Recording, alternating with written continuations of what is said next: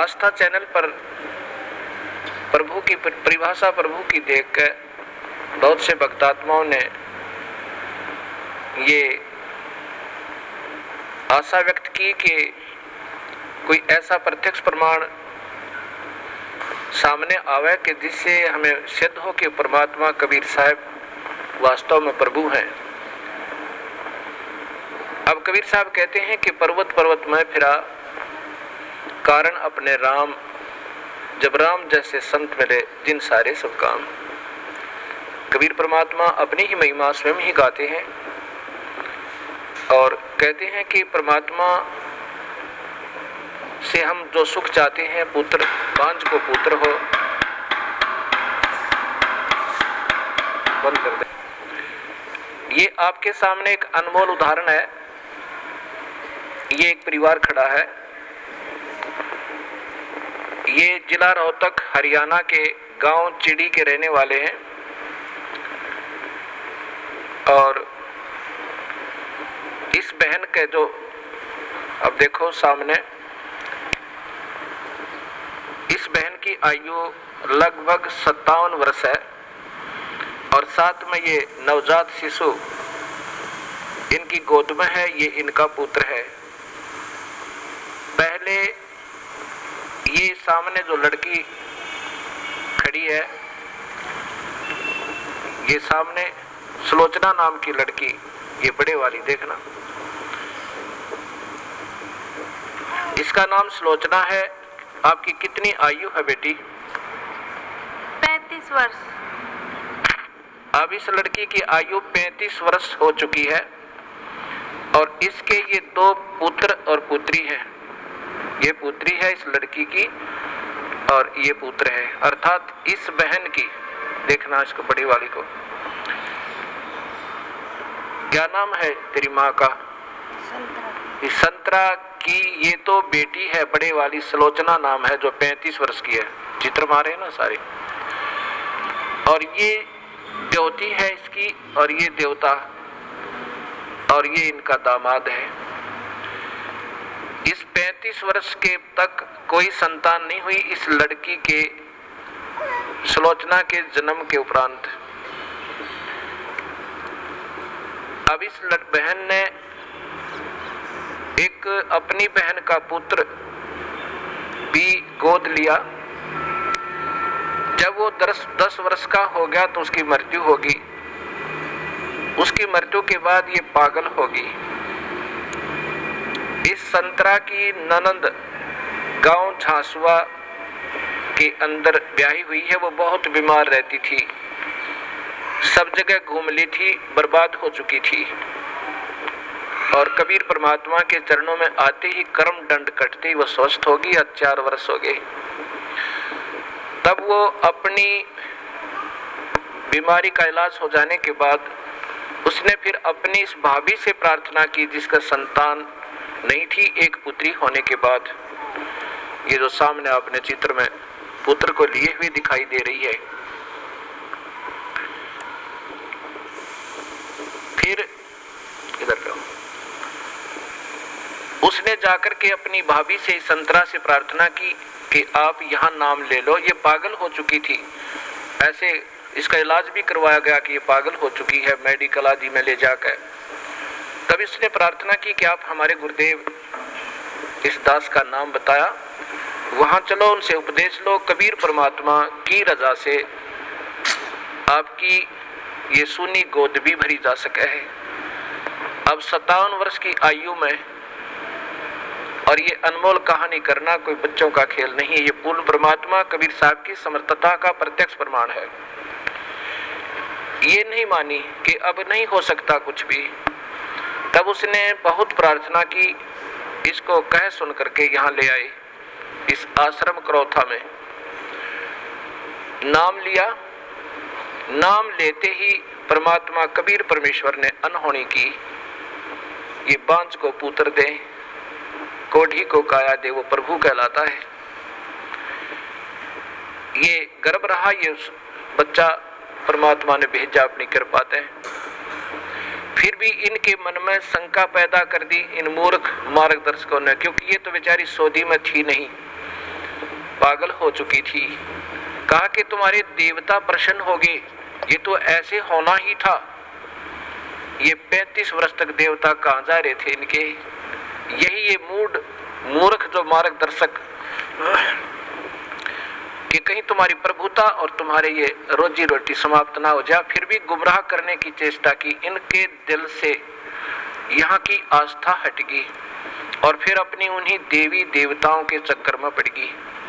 ये लड़का 14 महीने तक माँ के गर्भ से बाहर नहीं आया। सब डॉक्टर बच लिए कि ये लड़का शायद खत्म भी हो जा बालक। फिर वही जिसने इसको नाम दिलाया था, इसकी ननंद, वो गांव गई और उसने कहा कि नादान तूने जुल्म कर दिया। ऐसे प्रमाण, प्रत्यक्ष प्रमाण के बाद भी तुम्हारी बुद्धि भ्रष्ट होगी, चलो जाकर माफी मांगे, दोबारा उपदेश ले। तब ये बेचारी यहाँ आई और जो भी उन देवता का दर रखा था वो कुर्डियां बठो क्या ठा गए। नाम लेकर गई, दोबारा माफी मांगी कि मेरे से गलती होगी। तब तीसरे दिन इस लड़के का जन्म हुआ। बोलो सतगुरुदेव की जय। ये सामने आप फिर देखिए इसी पुण्य परिवार को। आज इनसे पूछ कर देखो इन्होंने कितने देवी देवता पूजे थे और क्या क्या इन्होंने ना किया होगा। और कबीर परमेश्वर ने ये सुख दिया जो पृथ्वी पर कोई नहीं दे सकता। ये वो परमात्मा है जो भाग्य के बिना भी दे सकता है। ये आपके सामने प्रत्यक्ष प्रमाण है। बोलो सतगुरुदेव की। बंदी छोड़ कबीर साहेब की। सत साहेब। आस्था चैनल पर भक्तात्मा बड़े प्रेम पूर्वक और श्रद्धा पूर्वक ये सत्य राम कथा सुन रहे हैं। वास्तव में राम कथा ये है, अभी तक हमने रामायण आदि सुना, कृष्ण लीला आदि सुना, ये आंशिक राम है, ये विभागीय साहेब हैं। ये केवल एक ब्रह्मांड में अर्थात समझो एक प्रांत के विभागीय मंत्रियों की ही महिमा से हम परिचित हुए। अब वास्तव में राम कथा ये है जो आप परिभाषा प्रभु की सुन रहे हैं। इसको सुनकर जो शंकाएं सृष्टि रचना के बारे में भक्त आत्माओं के मन में उत्पन्न हुई, वो क्या है? हमारे पास पत्र और साथ में टेलीफोनों से उन्होंने बड़े प्रेम पूर्वक विनम्र भाव से जानना चाहा। कहते हैं कि ये शंकाएं हमारे हृदय में घर किए हुए हैं। वैसे आपके द्वारा दिए गए प्रमाण शब्द सिद्ध हैं, उनमें गुंजाइश नहीं है मन को कहीं भी छिद्र ढूंढने की। फिर भी ये मन कहीं ना कहीं छोटी छोटी आंट बना करके हमें ऐसे कचोटता ही रहता है। बड़ी आपकी कृपा होगी अगर ये छोटे छोटे प्रश्नों के शंकाएं भी हमारी दूर हो जाएं।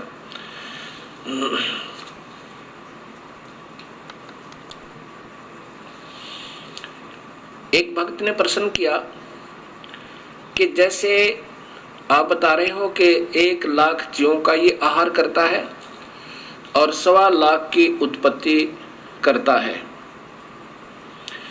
तो जो 25,000 प्रतिदिन उत्पन्न होते हैं वो कहाँ जाते हैं? और फिर ये 25,000 आए कहाँ से? ये भी मन में शंका आती है। ये जितने भी आत्माएं यहाँ पर 21 ब्रह्मांड में आनी थी वो पहले ही आ चुकी हैं। अब उनको मानव शरीर 25,000 एक्स्ट्रा दे रहा है, फिर ये मर जाती हैं। उनको कभी चींटी बना दिया, कोई गधा बना दिया। एक चींटी के बिल में ना जाने करोड़ों अरबों खरबों की संख्या में बना कर ठोक दिए इस काल भगवान ने। इसीलिए 84 लाख जोनियां बनाई इसने और नाना प्रकार के कष्ट दे रहा है। ये आना जाना कहीं नहीं है, ये पहले जितनी आत्माएं आनी थी इस माई के अंदर प्रवेश है और ये इस निरंजन की आज्ञा से उत्पत्ति करती है। और साथ में फिर इन्होंने अपना एक अलग सिस्टम बनाया। रजोगुण प्रभावित करके, विषय वासनाओं में से प्रभावित करके ये सभी जीवों से स्वयं ही उत्पत्ति करवाते हैं। इसका प्रथम का उत्तर ये हुआ। दूसरे भक्त ने प्रश्न किया कि निरंजन ने जब तप किया, क्या प्रभु कबीर साहब को इस बात का ज्ञान नहीं था कि इसके मन में क्या है? कबीर परमेश्वर सर्वशक्तिमान सर्वज्ञ है और ये जानी जान है, ये हृदय की भी जानते हैं। जब इस ज्योत निरंजन ने तप किया, कबीर परमेश्वर ने उसी समय सोच लिया था कि ये गलत रास्ता अपनाया है, और साथ में हमारे हृदय में जो कमियां आई थी, इस निरंजन की तरफ हम आसक्त हो रहे थे, तब भी कबीर परमेश्वर ने आकाशवाणी की थी कि इस नादान की नादानी मत देखो। तो हम हृदय से तो इसको चाहते रहे और ऊपर से हम चुप रहे।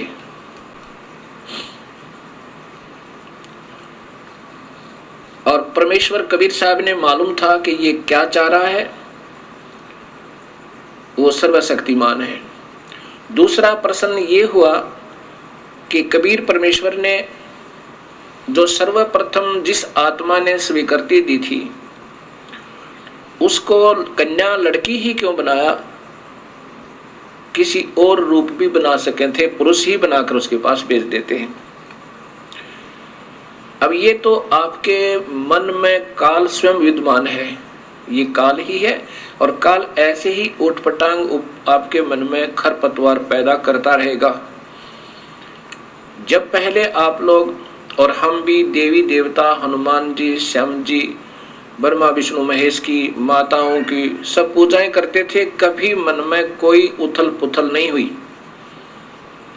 और जब ये अपने प्रभु को पहचानना चाहती है आत्मा, उस समय ये काल तीव्र हो जाता है, सैकड़ों शंकाएं उत्पन्न करने की चेष्टा करता है।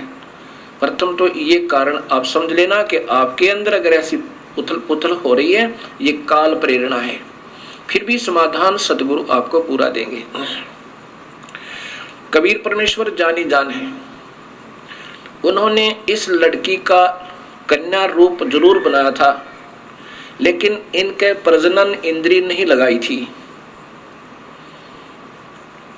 ये योनि नहीं बनाई थी, और साहब देखना चाहते थे अगर ये ठीक ठाक रहेगा ये काल, तो यहाँ रहेगा 21 ब्रह्मांड में आराम से रहेगा, और ये आत्मा जो लड़की रूप में प्रकृति है, माया है, तो ये इसकी उत्पत्ति यहाँ कर देगी इसके जीवों की, और वहाँ बहुत अच्छा शरीर बनेगा।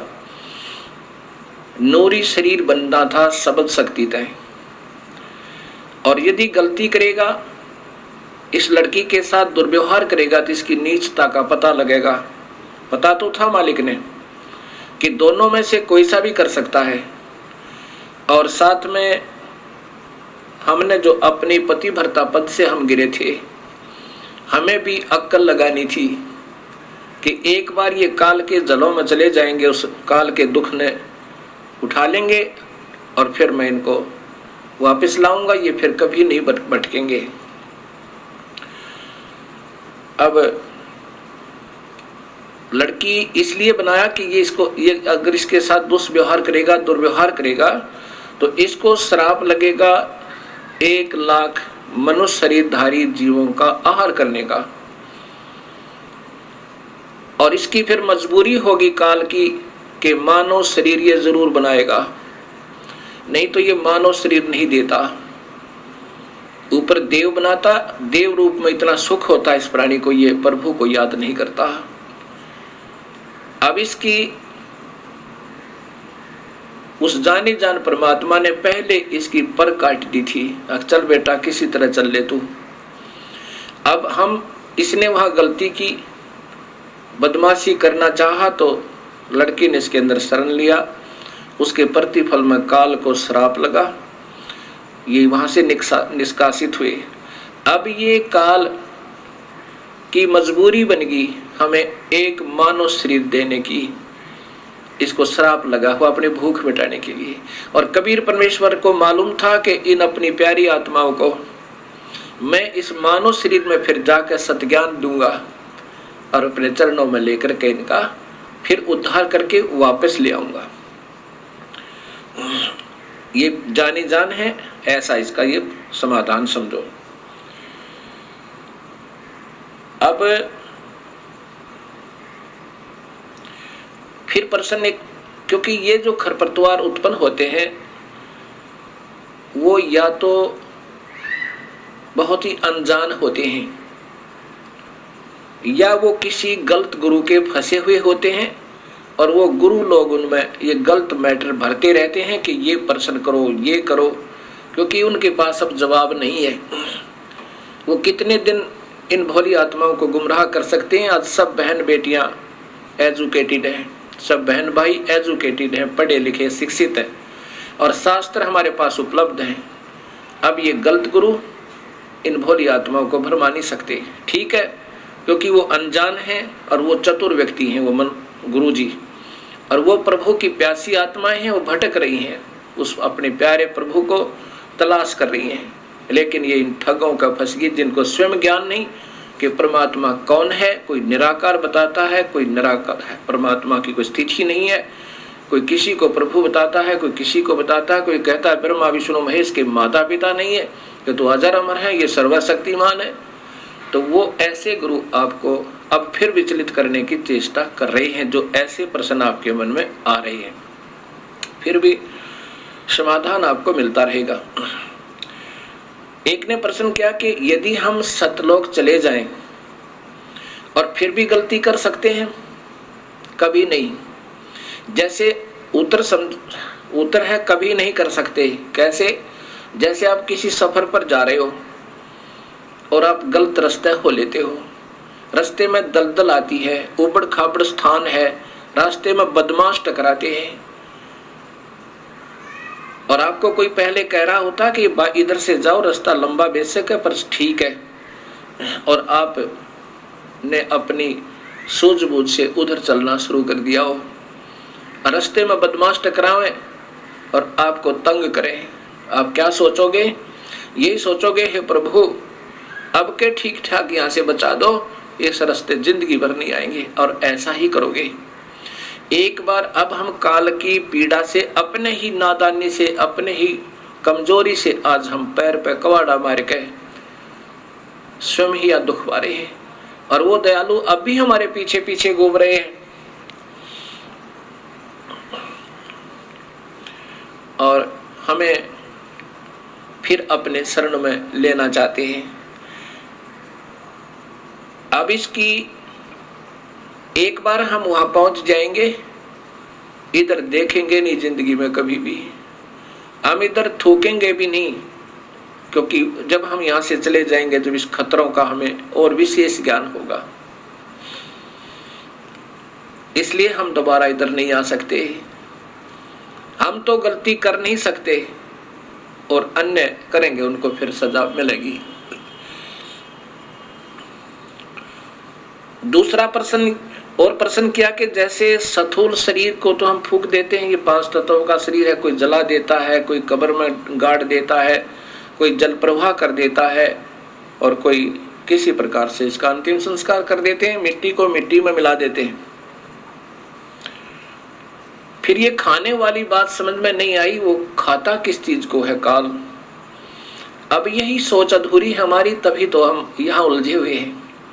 अब जैसे बादाम आपने देखा होगा, बादाम के ऊपर का कवर खाने का नहीं होता, छिलका नहीं खाने का होता, उसके अंदर एक और गिरी होती है, वो खाई जाती है। ऐसा ये फॉर एग्जाम्पल समझो। वास्तव में कैसा है कि मानव शरीर में जितने भी हम चटपटे खट्टे मीठे पदार्थ आहार करते हैं, क्योंकि मन स्वयं काल है और इसकी आदत है चटपटे भोजन खाने की, मांस मिठी शराब सुल्फा पीने और खाने की, क्योंकि इससे इस सूक्ष्म शरीर में, इन आहारों से सूक्ष्म, इस स्थूल शरीर के द्वारा सूक्ष्म शरीर में एक ऐसा द्रव तैयार करवाता है कि जो उस सूक्ष्म शरीर के अंदर लेप हो जाता है, उसमें जैसे स्पंज सोख लेती है, पानी को चूस लेती है, ऐसे वो सूक्ष्म शरीर इन व्यसनों को जो हम सारे जीवन में आहार करते हैं, पान करते हैं, कोई शराब पीता है, कोई सुल्फा पीवे, कोई अफीम खावे, कोई नाना प्रकार के चटपटे भोजन आहार करता है, उससे स्थूल शरीर की परवरिश होने के बाद भी कुछ मैटर बच जाता है और उसका फिर लेप उस सूक्ष्म शरीर, इसके अंदर एक ऐसा ही सूक्ष्म शरीर है, उसके अंदर लिप्त हो जाता है, जम जाता है। उस सूक्ष्म शरीर को ऊपर ले जाके अपनी तपस्या पर फिर ये जला भून भून के बुरी तरह तड़फा तड़फा के उसमें से वो माल छुटवाता है, वो द्रव छुटवाता है। और ये इतना पीड़ा होती है इस जीव को, ये चिल्ला चिल्ला के बुरी तरह रोता है और फिर बेहोश हो जाता है। और जब इसमें से सारा मैटर निकल लेता है, इसने ऑटोमेटिक सिस्टम बनाया हुआ है, फिर इनको वहां से उड़ा देता है। फिर ये आकर के धर्मराय के पास लेखा जोखा करवाते हैं। फिर कर्म आधार पर इनको फिर 84 लाख जूनिया, स्वर्ग, नरक आदि प्राप्त होते हैं। और फिर कर्म आधार पर स्वर्ग, नरक, 84 लाख जूनिया ये अलग से फिर इस ये काल इनको देता है, ये दंड अलग से होता है।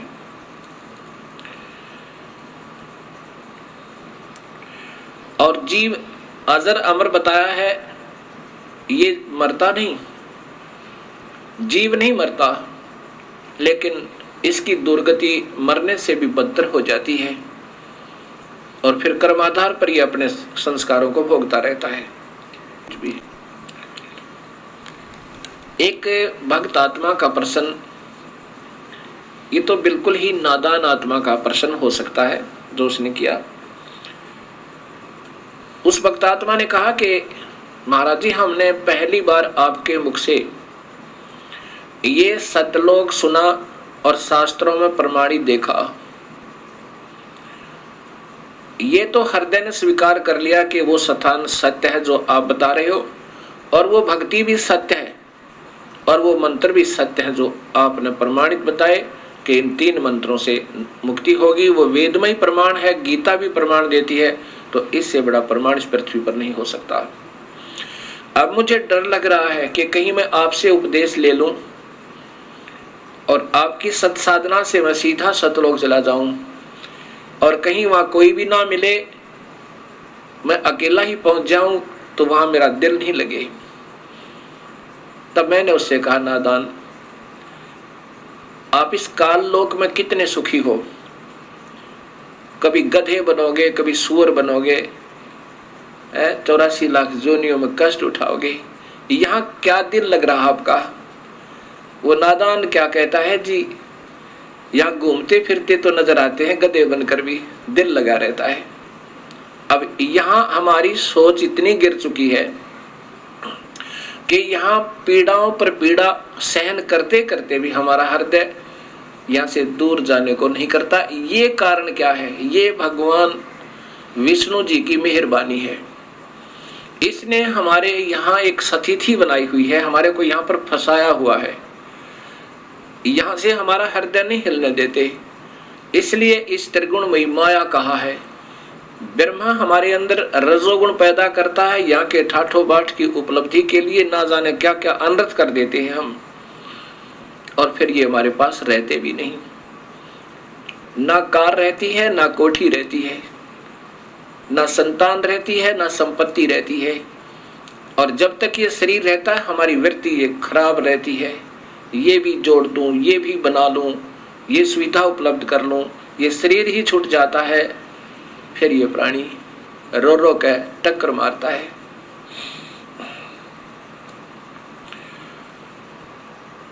अब ये सत्ज्ञान से धीरे धीरे आपका हृदय यहां से हट जाएगा। अब प्रश्न रहा कि एक भक्त ने कहा, जी फिर परब्रह्म जो अक्षर पुरुष है, इसको भी जन्म मरण में किस लिए बनाया गया?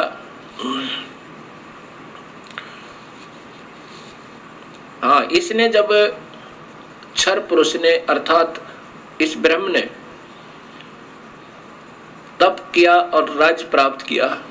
21 ब्रह्मांड जब इसने पाए, काल ने उस समय इस अक्षर पुरुष के मन में भी ये आया कि क्यों ना मैं भी अपना अलग स्थान बना लूं। अब वहां पर इतना भी कमजोरी अगर आ जाती है तो भी ये जीव वहां रहने के योग्य नहीं होता। अब ये जो गलतियां वहां पर होनी थी वो हो चुकी, और इन गलतियों के कारण अन्य जो बची हुई आत्मा है वो बिल्कुल सावधान होगी, अब वो गलती नहीं करते। अब जैसे कोई जा रहा हो और एक को पागल कुत्ता काट ले और बाकी भी जा रहे हैं और फिर वो रोता हुआ भाग रहा है, इधर पागल कुत्ता है तो उधर कोई नहीं जाएगा, सब वापस भाग लेंगे। ऐसे ही ये जो गलतियां की जिन्होंने, उन्हें सजाएं पाई और आगे बैन लग गया, क्योंकि सबको पता लग गया कि ऐसे निर्मल स्थान को छोड़ के और कहीं ठिकाना नहीं है, क्योंकि वापस यहाँ से दुख पाकर के वापस गई हुई आत्माओं ने वहां सभी को सचेत कर दिया कि उस काल लोक जैसा कष्ट कहीं पर नहीं है। हमने गलती की और हमारे दयालु परमेश्वर ने हमारे ऊपर फिर रहम किया।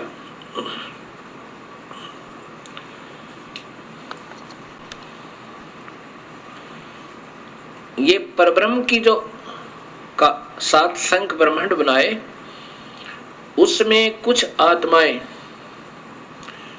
इन सब के आने के बाद इनके भी कुछ हृदय में इनकी आत्मा, यानी अब एक भक्त ने प्रश्न किया कि जब वहां मन तो है ही नहीं, आप ही बता रहे हो कि काल ही मन है और मन वहां है नहीं, तो फिर आत्मा वो मन कैसे हुआ उस निरंजन में। अब ये आत्मा भी की भी सोच होती है, मन तो यहाँ इस काल लोक में है, यहाँ इसने डबल बना रखा है, अपना भी प्रभुता मन इस आत्मा की सोच को यहाँ बिल्कुल खराब कर देता है, और आत्मा की भी अपनी सोच होती है। तो वहां अपनी सोच से उन बाकी कुछ आत्माओं ने, जो 7 संख ब्रह्मांडों में कुछ आत्माएं ऐसी हैं जिन्होंने भी ये सोचा था कि शायद हम भी उसमें स्वीकृति दे देते तो वहां चले जाते, इनके मन में ऐसा आया था, और उनकी भी सजा इनको इतनी ही मिली कि इस पारब्रह्म का अलग से एक स्थान बनाया और उसमें उन बाकी की आत्माओं को वहां भेज दिया।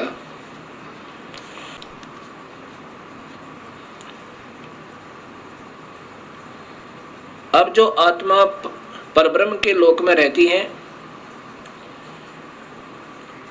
अब उनको ज्ञान हो गया कि वो तो बहुत परेशान है नीचे के लोकों के व्यक्ति, जितनी आत्मा गई है, अब वो कभी नीचे की वृत्ति नहीं रखते, और जो आत्माएं यहाँ सतनाम प्राप्त कर लेती हैं, केवल सतनाम।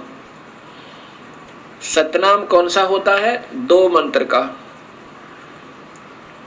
एक तो उसमें ब्रह्म का मंत्र ओम है और दूसरा और मंत्र है, वो सांकेतिक रखा है, वो अधिकारी को ही बताया जाता है जिसको देना होता है, और जो अधिकारी संत होते हैं वही देवें तभी वो काम करे।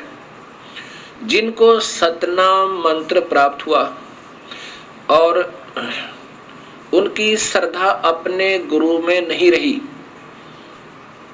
ये इतने दयालु परमेश्वर हैं, और कुछ वर्षों तक उसने सतनाम की विधिवत साधना करने के बाद आपकी सतलोक जाने की वृत्ति नहीं बनी, या आपकी इतनी कमाई नहीं बनी उस मंत्र की, तो आपको उस परब्रह्म के लोक में भेज दिया जाता है।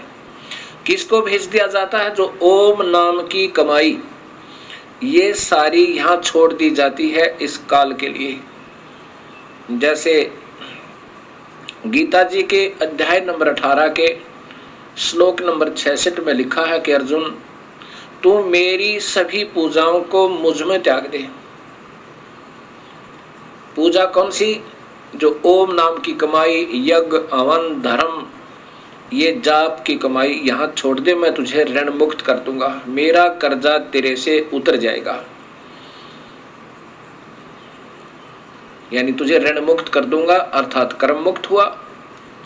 वो आत्मा फिर इस पारब्रह्म के लोक में चली जाती है और वो लोग एक तो वहां पर ये खाता नहीं, जैसा मैंने पूर्व बताया कि पूर्ण परमात्मा तो खाने वाले, वेद में लिखा है ऋग्वेद में कि खाने वाले और न खाने वाले इन दोनों भगवानों से भी बड़ा है। खाने वाला काल है, न खाने वाला ये परब्रह्म है, इनसे भी बड़ा है, अर्थात वो सत्पुरुष है। तो वो परब्रह्म जीव आहार नहीं करता, उसने ऐसी गलती कोई नहीं की, लेकिन मन में फिर भी थोड़ी कमजोरी, उसकी आत्मा में थोड़ी सी वीकनेस आई थी, तो उसका भी सजा उसको भोगना पड़ा। तो वहां ये यहाँ के हंस फिर वहां पहुंच जाते हैं। वहां पर इतना बढ़िया शरीर है, यहाँ के देवताओं का, ब्रह्मा विष्णु महेश का भी नहीं है। जैसा कि आपको बताया था कि यहाँ के देवताओं का तो शरीर है जैसे चीनी का कप बना हो, सफेद कप जो चाय पीते हैं, और हमारा मिट्टी का बना हो सीधा ही, इतना कमजोर है। और जो परब्रह्म के लोक में परब्रह्म और वहां के रहने वाले जितने हंस हैं उनका सटील का समझो, इससे ज्यादा सथाई है, लेकिन है नासवान फिर भी। अब ये सोचकर इस पर ब्रह्म को समझना, इसकी उत्पत्ति यूं हुई। और फिर जो सत भक्ति करता है और जिसको सतनाम भी मिल गया और कमाई फिर भी पूरी नहीं हुई और साथ में यहाँ की कोई इच्छा आपकी रह जाती है, तो कबीर परमेश्वर हर ब्रह्मांड में अपना अलग स्थान बनाकर रहता है। इन आत्माओं को जिनकी अधूरी कमाई है, भक्ति पूरी नहीं हो पाई, कि काल के ऋण से मुक्त अभी नहीं हो पाए, और परब्रह्म का भी, क्योंकि परब्रह्म के लोक को पार करना है, उसका भी ऋण देना है, वो दूसरे मंत्र से, तत् मंत्र से कमाई करनी है, वो तत् मंत्र संकेतिक है। इन दोनों का मिलकर जब ये योग्य हो जाएगा, दोनों का ऋण उतरने योग्य हो जाएगा, तब ये कबीर परमेश्वर इनको सारनाम देकर, सारनाम की कमाई साथ करवा के और फिर यहाँ से सतलोक ले जाएगा। जब तक आपकी पूरी कमाई नहीं बनी होगी तो आपको यहीं रखेगा, और आपकी थोड़ी बहुत भी इच्छा इस लोक में रह जाती है तो भी इसी ब्रह्मांड में एक स्थान ऐसा है, वहां कबीर परमेश्वर आपको रखेगा। वहां पर आपको तपतशिला पर नहीं जाने देगा, तपतशिला पर नहीं जाने देगा, और न ही कुत्ते गधे सुअर बनने देगा, क्योंकि आपकी कमाई इतनी हो जाएगी और साथ में आपके पाप कर्मों परमेश्वर कबीर साहब काटता रहेगा। जब ही नाम हृदय धरो भयो पाप को नासे, जैसे चिंगारी अग्नि की पड़ी पुराने घासे। अब आपके शुभ कर्मों के आधार पर वहां रखेगा और तपतशिला पर नहीं जाने देगा। ये आपको इस कबीर परमेश्वर के शरण में आने से और एक्स्ट्रा बेनिफिट है। और फिर ये सदियों के उपरांत इन शुभ कर्मों के आधार पर आपके फिर मनुष्य जन्म हो सके, 100 भी प्राप्त हो सके। जो कबीर परमात्मा के आधार पर सतभक्ति आप कर रहे हो, और मनुष्य जन्म आपके फिर देने शुरू कर देगा परमेश्वर, और फिर कभी अपनी सतभक्ति को जगाएगा। उस समय उन पुण्यात्माओं को जिन्होंने पहले सतगुरु की भक्ति कबीर परमेश्वर की किसी युग में कभी वो आए स्वयं या उनके कोई सत संत के साथ रहकर की हुई है, अब उनको शीघ्र ये बात समझ में आती है, क्योंकि उनके अंदर काल नहीं होता ज्यादा है। बेशक वो साधनाएं अन्य कर रहे होते हैं अनजानपने में, उनके हृदय में वो पिछली कमाई अंगड़ाई लेती है पिछले जन्म जन्मों की, तो वो तुरंत आकर के कबीर साहब के चरणों में, उसके सत्य नुमाइंदे संत के चरणों में आ जाते हैं। और जिन्होंने अभी तक कमाई सत्पुरुष की, पूर्ण परमात्मा की कभी नहीं कर पाए और ब्रह्म तक की अच्छी साधना युगों युगों कर रहे हैं, वो पुण्य आत्मा भी इस सत्संग को सुनकर और शरण में आ जाएंगी।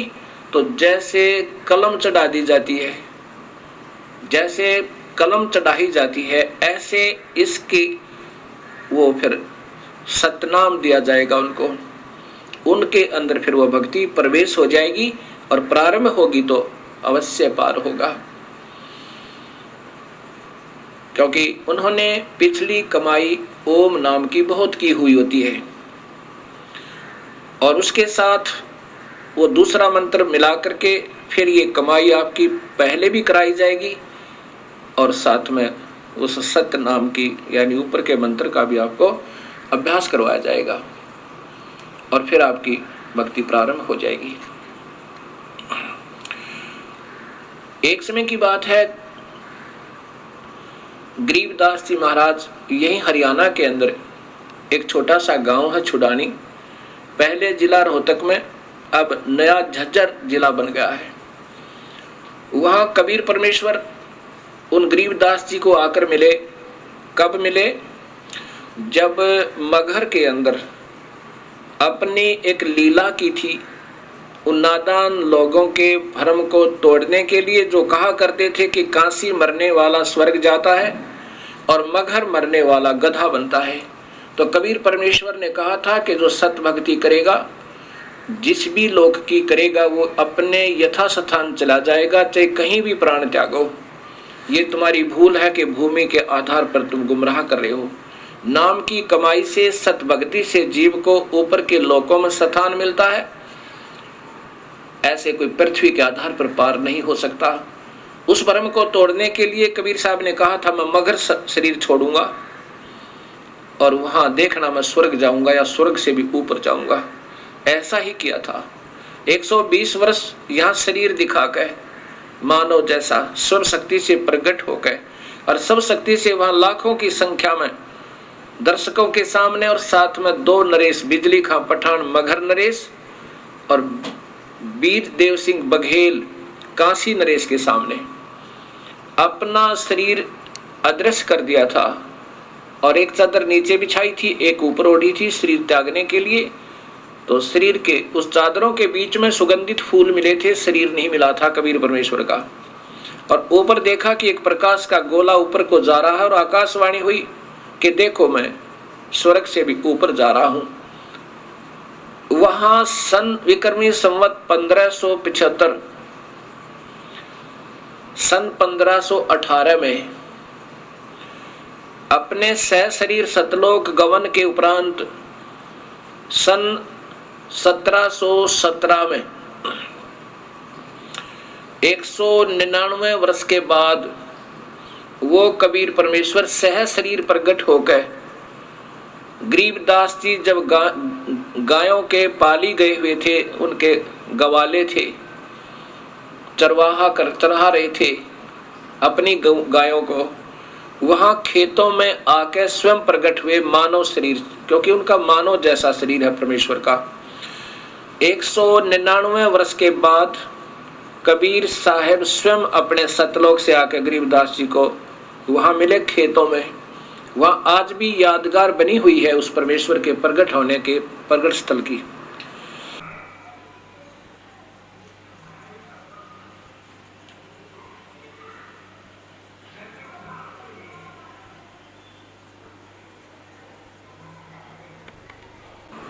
गरीबदास जी ने फिर अपनी वाणी में वो सत्य ज्ञान दिया जो आंखों देखा, उस कबीर परमेश्वर की समर्थता का। कबीर साहब गरीबदास जी की आत्मा को लेकर धर्मराज के दरबार में पहुंचे। धर्मराय यहाँ का न्यायाधीश जो काल ने बैठा रखा है,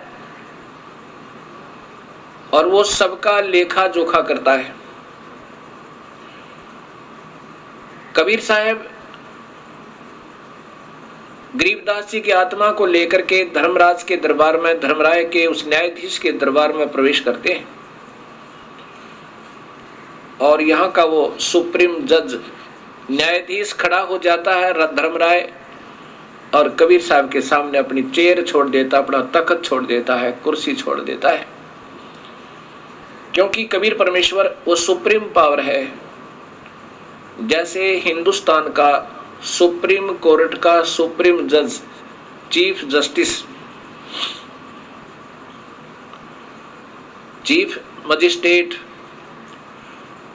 राष्ट्रपति के सामने अपनी चेयर छोड़ देगा, अन्य के लिए नहीं, क्योंकि हिंदुस्तान का राष्ट्रपति सुप्रीम मजिस्ट्रेट भी होता है और वो सुप्रीम पावर होती है।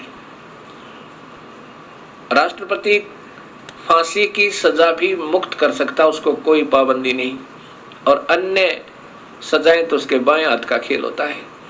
ऐसे कबीर परमेश्वर और सुप्रीम पावर है, यहाँ के हर ब्रह्मांड के न्यायाधीश उसके सामने हाथ जोड़कर खड़े हो जाते हैं। जब धर्मराज ने कहा, धर्मराय ने कहा, न्यायाधीश ने कहा कि हे परवरदिगार विराजो, बैठो मालिक, तब खड़े खड़े कबीर साहब ने जैसे कोई बड़ा अधिकारी छोटे अधिकारी पर डांट लगावे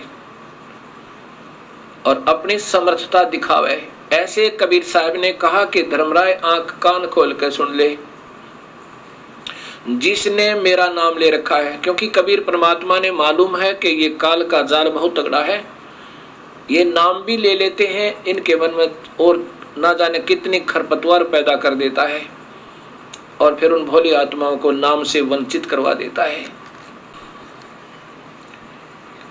इनको ऐसे ही झूठा लालच देकर और दूसरे के द्वारा प्रेरणा दिलाकर कि उन्होंने कहीं देवी देवताओं को की पूजा त्याग दें, आपको घना नुकसान हो जाएगा, ऐसे डरा डरू के और उनसे पूजा छुटवा देता है।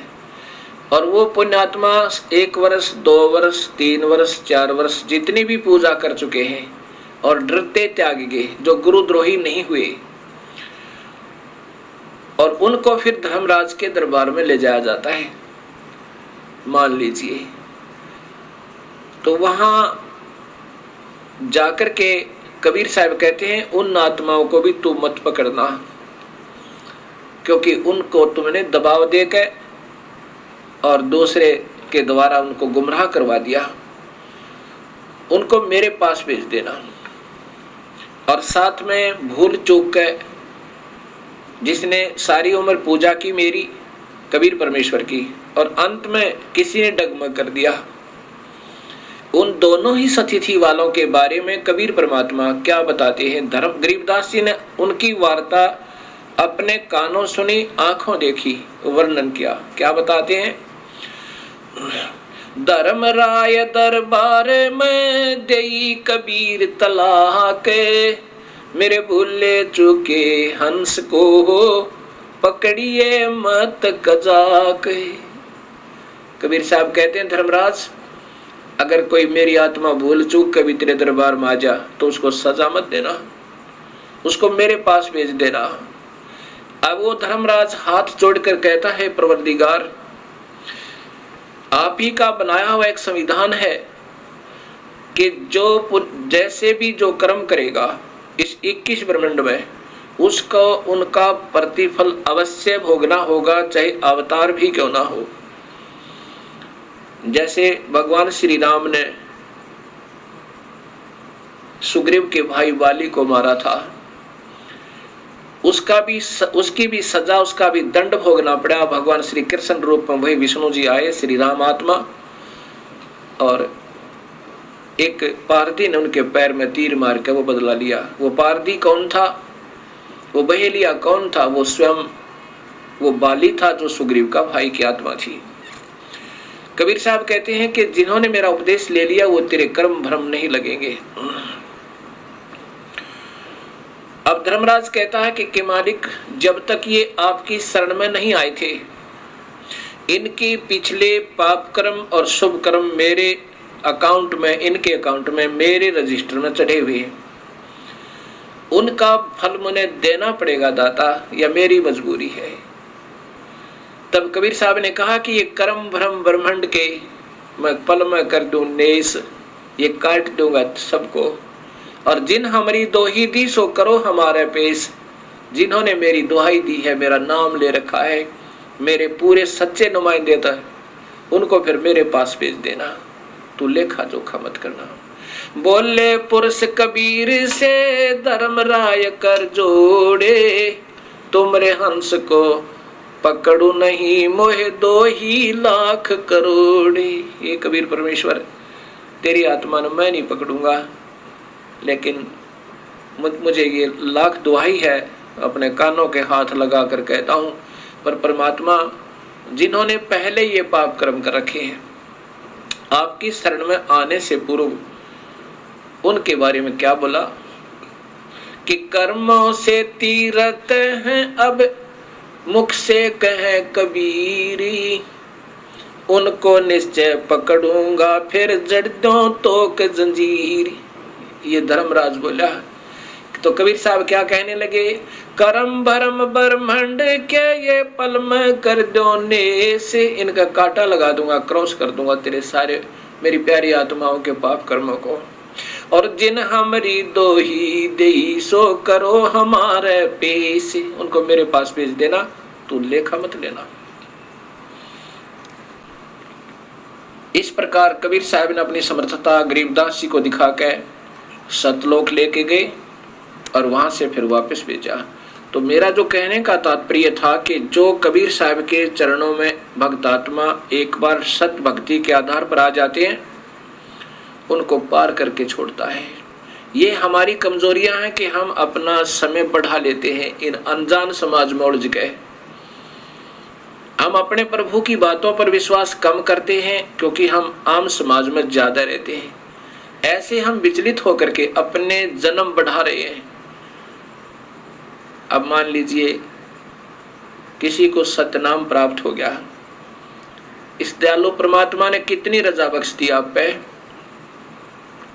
और आप हृदय से उनको चाहते रहे, आपको अपने पास रखेगा, काल की तपस्या पर नहीं जाने देगा और लेखा जोखा उनको नहीं करने देगा, लेकिन आपको फिर जन्म देगा क्योंकि आपने अपनी कमजोरी से यह समस्या फिर पैदा कर ली।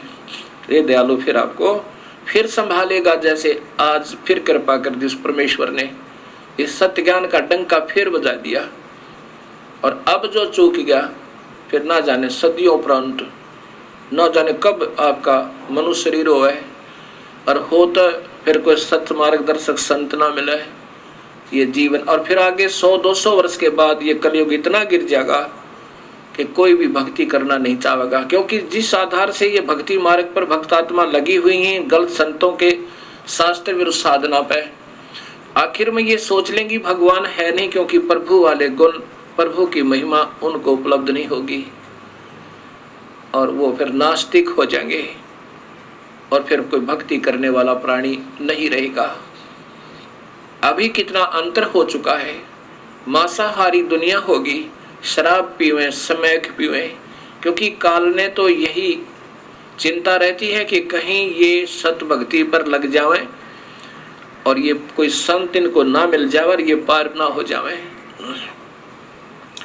काल उलझाना चाहता है और कबीर परमेश्वर हमें सुलझाना चाहते हैं। अब जैसे कलयुग में कबीर परमेश्वर की और काल की वार्ता हुई थी, तो काल ने 3 युगों में कम जीव वापस ले जाने की प्रार्थना की थी वचनबद्ध करके। कबीर साहब जानी जान है। यहां भी शंका आ सकती है कि क्या कबीर साहब को मालूम नहीं था ये क्या मांगेगा। जब काल ने कबीर साहब से मांगा था कि हे परमात्मा वचनबद्ध हो जाओ, तब मैं आपसे कुछ याचना करना चाहता हूं, क्योंकि काल ने कबीर परमेश्वर की के पैर पकड़ कर छोड़े नहीं, रो रहा बुरी तरह। तो कबीर साहब जानी जान थे, उसको मालूम था कि बच्चे की दौड़ कहाँ तक होती है, क्या मांग सकता है ये। इसने क्या मांगा था कि दाता 3 युगों में जीव थोड़े ले जाना सतलोक में, और चौथा युग जब कलयुग आवे तब तब शरण जीव बहु जावे। तब इसने कहा था कि चौथे युग कलयुग में आप कितने ही जीव ले जाना। कबीर साहब को मालूम था कि सतयुग त्रेता द्वापर में यो जीव घना दुखी नहीं होता।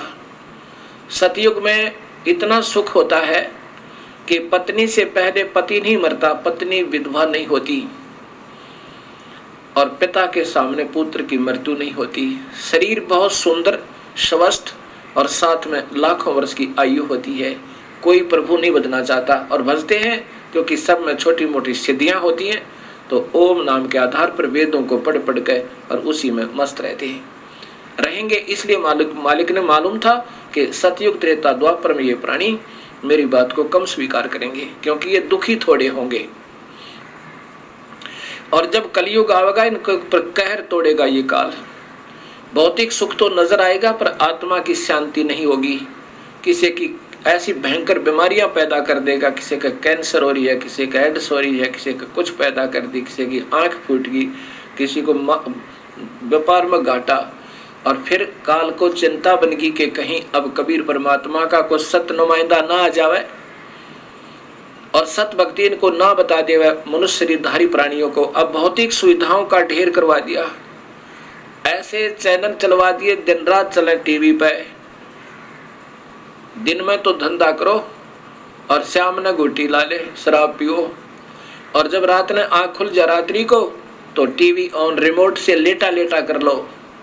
फिर उसमें गंदे गंदी फिल्में, गंदे गंदे गाने सुन सुना के पढ़ते पढ़ते चलते चलते सो जाओ। प्रभु को मत याद करो। लेकिन उस कबीर परमेश्वर ने आज भी रजा बख्श दी। उसी इस साइंस की सुविधाओं को आज सदुपयोग कर रहे हैं परमेश्वर। उसी के साथ साथ ये इतने बढ़िया चैनल आस्था जैसे और चलवा दिए कि अब पुण्यात्मा ढूंढती ढूंढती अपने परमेश्वर को ऐसे ही प्राप्त कर लो और सुन लो उस मालिक की सत्य कथा, उस राम कथा को, और फिर सोदी ऐसे ही दे देगा मालिक। तो ऐसे इस कबीर परमेश्वर ने अब कलयुग में आके अपनी प्यारी आत्माओं को फिर चरणों में लेना है और जो कबीर साहब की सत्य कथा को सत्य मान लेगा। ऐसा कबीर सागर में 600 वर्ष पूर्व कबीर साहब ने लिखवा दिया था कि एक बार कलयुग में पूरे वर्ल्ड में, पूरे संसार में कबीर साहब की ही भक्ति होगी। इन प्यारी आत्माओं को वो स्वयं आएंगे या अपना कोई नुमाइंदा भेजेंगे और सबको अपने चरणों में लेंगे। ये नाना मजहब समाप्त हो जाएंगे, ना कोई हिंदू रहेगा, ना मुसलमान, ना सिख, ना ईसाई, क्योंकि इस काल ने हमें चार बना दिया और आपस में हमें लड़ा रहा है एक दूसरे को बड़ा और छोटा करके। कहते कोई कहे हमारा राम बड़ा है और कोई कहे खुदाई रे, कोई कहे ईसा मसीह बड़ा है, ये बाटा रहे लगाई रे। एक परमात्मा और लड़े न्यारे न्यारे। जैसे मासूम बच्चे, अनभोल बच्चे लड़ा करते हैं। एक बच्चा कहता ये मेरा पिताजी है, दूसरा कहता नहीं मेरा पापा है, और पापा दोनों का। वो कहता तेला मालूंगा झूठ, मेरा पापा तेला नहीं है। तो ऐसे हम अबोध हैं, हमें ये नहीं मालूम हमारा पिता एक है कबीर परमेश्वर। कोई कहता हमारा मजहब बड़ा है, वो कहता हमारा मजहब अच्छा है। मजहब है तो अच्छा है, जो मजहब नहीं है तो अच्छा नहीं है। मजहब धर्म की क्या पहचान होती है कि बीड़ी, शराब, मांस, तंबाकू उस धार्मिक मार्ग में नहीं होनी चाहिए तो वो अच्छा है। आन उपासना नहीं होनी चाहिए, केवल एक प्रभु की पूजा हो तो वो मजहब अच्छा है। अगर ऐसा नहीं है तो वो मजहब है ही नहीं। अच्छा बुरा तो बाद की बात है। धर्म धार्मिकता के आधार पर चलता है और धार्मिकता बीड़ी, शराब, मांस, तंबाकू पीने वालों के कभी निकट नहीं आ सकता। प्रभु वो धार्मिक नहीं हो सकते। जो मांस खावे वो धर्म को कैसे स्वीकार करे। जो शराब पीवे, शराब पीकर इंसान ना जाने अपने पिता को के बुरा वचन बोल दे, ना जाने अपनी माँ का हाथ उठा दे, ना जाने क्या जुल्म कर डाले। और तंबाकू को इतना बुरा बताया है कि उसके तो पापों का गिनती नहीं की जा सकती। कबीर साहब कहते हैं कि हुक्का हरदम पीवते ये लाल मिलावे धूर, इसमें संशय है नहीं जलम पाछले सूर। 100 नारी जारी करे सुरापान 100 बार, एक चिलम हुक्का पी भर दे डूबे काली धार। इतना भयंकर पाप इस तंबाकू में लिखा है। इन पापों को करता हुआ फिर धर्म कैसे कमा सके प्राणी। एक भक्तात्मा कहता है कि हम आश्रम में नहीं पीते बीड़ी शराब आदि, अपने गुरुओं के पास जाते हैं बाहर पीते हैं। जहर को कहीं खा लो, बाहर खाओ चाहे अंदर खाओ, आश्रम में खाओ चाहे बाहर खाओ, जहर ने असर करना ही करना है। एक कहता जी बीड़ी से तो इतना पाप नहीं होता, मांस और शराब तो बुरा है, क्योंकि वो बीड़ी स्वयं पी रहा था। अब ऐसा ही है जिसकी जो लत पड़ी हुई है उसको त्यागने को तैयार नहीं। दूसरों को कहता वो तो खराब है, ये तो कोई बात नहीं। अब कोई बीड़ी पी रहा है वो तो अपनी भक्ति का विनाश कर रहा है। जैसे खीर बनावे, हलवा बनावे और बना के उसमें बालू रेत यानी उसमें रेत डाल दे, मिट्टी डाल दे, बताओ क्यों बनाई, क्या फायदा बनाने का भी। भक्ति करे और कुबित कमावे वो कभी सफल नहीं हो सकता, वो तो बिगाड़ दी उसने साथ के साथ। ऐसे ही आन उपासना, एक प्रभु की एक गुरु पर आश्रित कर होकर एक ही प्रभु की साधना जो नहीं करता उसको गीता में व्यभिचारिणी भक्ति कहा है। जो स्त्री एक पति अपने पति पर ना रुक कर वो नाना जगह धक्के खाती है, उसको ऐसी संज्ञा दी है। जो एक परमात्मा की भक्ति नहीं करते, देवी भी, देवता भी, तीर्थ भी, फलाना भी, ढकड़ा भी, मंदिर भी, मस्जिद भी, कहते हैं वो व्यभिचारिणी भक्ति कर रहे हैं। और अव्यभिचारिणी भक्ति से प्रभु की प्राप्ति हो सकती है। तो हम देख लेना हमारा समाज क्या कर रहा है। तो ऐसे जब हम सत भक्ति पर लगेंगे तब ये हमें ज्ञान होगा और भक्ति हमारी सुचारू चल पाएगी। अब प्रसंग चल रहा है कि कबीर परमात्मा के चरणों में आने के बाद इस जीव को फिर यहां से निकलने का एक चांस मिलता है। और जब ये सत भक्ति प्रारंभ होती है,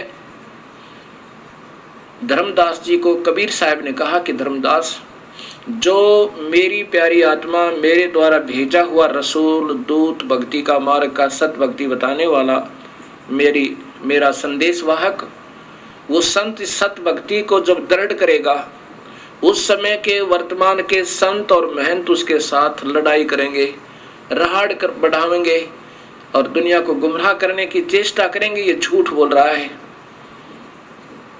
कबीर साहब कहते हैं कि जो मम सत शब्द दरढ़ावे, उसके संग सब राड़ बढ़ावे, अस संत मंथन की करनी और धर्मदास में सुनाऊं वर्णी। ये उनका विवरण बताता हूं। उस समय के संत नकली और नकली ये महंत उस मेरी प्यारे हंस के साथ द्वेष करेंगे और जनता को गुमराह करने की चेष्टा करेंगे, परंतु मैं साथ रहूंगा, उनकी बिल्कुल नहीं बसावेगी। क्योंकि सत्य का अंत नहीं होता, असत्य का पैर नहीं होते। उस समय के ये असत्य पर आधारित विचक्षण ये चतुर संत शास्त्र विरुद्ध साधना बता रहे होंगे, और जब हमारे शास्त्र अनुसार साधना प्रारंभ होगी तो सब समझेंगे और उनसे अपनी फांसी निकलवा लेंगे उन गलत गुरुओं से। अब यहाँ एक समाधान प्रश्न और उठता है मन में, भक्त आत्माओं के रह कर फोन आते हैं, कहते हैं जी हमने सुना है कि गुरुदेव नहीं त्यागना चाहिए अगर हमने कहीं से दीक्षा ले रखी है, ये तो महापाप बताया है गुरुदेव ने। अब गुरुदेव क्या होते हैं? ये वैद्य समझो भक्ति मार्ग के, और जन्म मरण के दीर्घ रोग के काटने वाले वैद्य होते हैं। एक डॉक्टर से दवाई नहीं लगाए क्या दूसरा नहीं बदला जाता? तुरंत बदलना चाहिए और समझदार व्यक्ति तुरंत बदलेगा। उसके सामने नहीं मरेगा, उसकी दुकान पर पड़ के अपना पीछा छुटवाएगा, 36 जगह इलाज करवाएगा जब तक उसका रोग ना कट जाए। इसलिए हमने गुरु बदलने में कभी देरी नहीं करे। कबीर साहब ने कहा कि झूठे पक्ष को गुरु को तजते तिनक ना लावा वार, तुरंत त्याग दे उसको जब पता लग जा।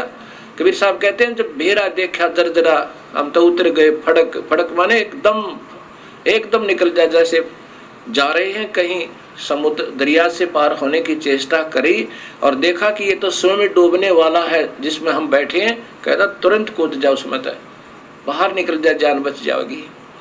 ऐसा ही लिखा है। और गरीबदास जी ने तो यहाँ तक लिखा है कि झूठे गुरु का लित्र लावे, एक अनमोल मनुष्य जन्म के साथ धोखा कर रहा है, गलत साधना देकर, गलत नाम बता के, गलत ज्ञान देकर, उस जैसा दुश्मन इस पृथ्वी पर नहीं है। अगर आपका मान ले धन का घाटा हो जाए तो फिर पूरा हो सके, कोई बात नहीं, 2 रोटी खा के इंसान अपना टाइम पास कर सके, और ये मनुष्य शरीर नादान संतों के आधार पर व्यर्थ हो गया तो इस तो बड़ा दुश्मन आपका कोई नहीं। और वो प्रमाण कहाँ से मिलेगा? शास्त्र देंगे कि शास्त्र अनुसार साधना है तो सही है, वेदों के अनुसार और गीता के अनुसार यदि आप ब्रह्म साधना कर रहे हो तो ठीक है।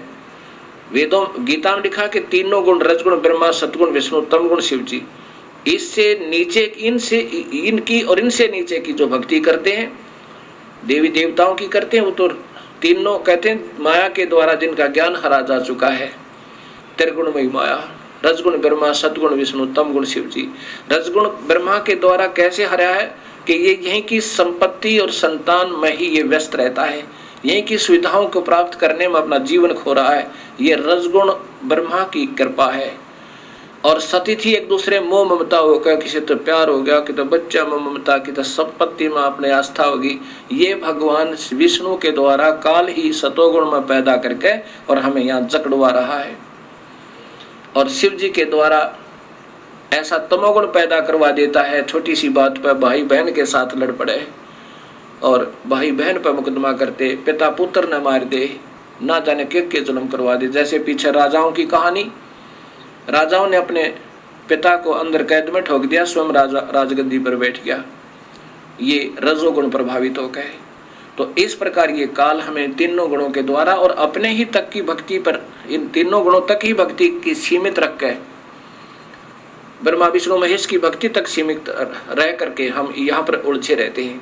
तो यहाँ ब्रह्म भी कहता है दुखी होकर के, ये काल कहता है कि जिन्हों की बुद्धि भ्रष्ट होगी इन तीनों भगवानों की पूजा करते करते और नीचे के देवी देवताओं की, वो राक्षस स्वभाव को धारण किए हुए वो दुष्ट नीच व्यक्ति, दूषित कर्म करने वाले मूर्ख मुझे नहीं बचते। अर्जुन बताओ, मुझे माने ब्रह्म साधना भी नहीं करते। अब देखना समाज में क्या पूजा हो रही है।